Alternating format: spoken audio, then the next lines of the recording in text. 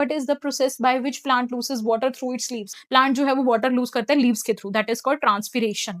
ठीक है. What type of cell division is responsible for growth and repair? देखो बच्चे, आपको पता है दो तरह की सेल डिवीजन होती हैं. एक होता है मेयोसिस, ठीक है, एक कौन सी होती है मेयोसिस वाली, और एक होती है माइटोसिस वाली. ठीक है. अब जो मेयोसिस होती है वो तो हम देखते हैं कि वो किस में हेल्प करती है, गैमेट फॉर्मेशन के अंदर.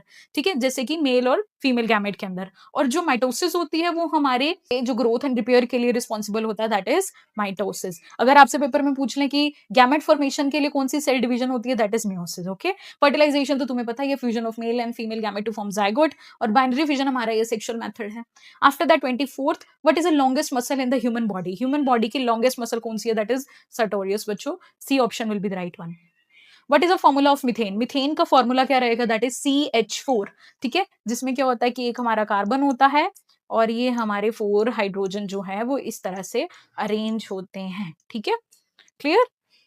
Hydrocarbon. Okay. After that what is the SI unit of temperature? Temperature की SI यूनिट क्या रहेगी बच्चों? Kelvin. We all know very well.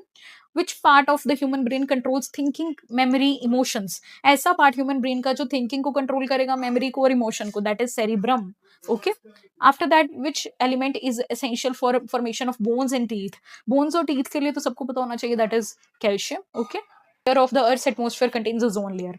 ऐसी कौन सी लेयर है अर्थ की जो कि जिसमें ओजोन लेयर है, दैट इज स्ट्रेटोस्फेयर. बहुत इंपॉर्टेंट है ये, मैंने सभी कॉम्पिटिटिव एग्जाम्स में देखा क्वेश्चन. ठीक है. After that what is the process of liquid turning into a gas? ठीक है, अब लिक्विड का गैस में टर्न होना, इसे हम क्या बोलते हैं? That is evaporation.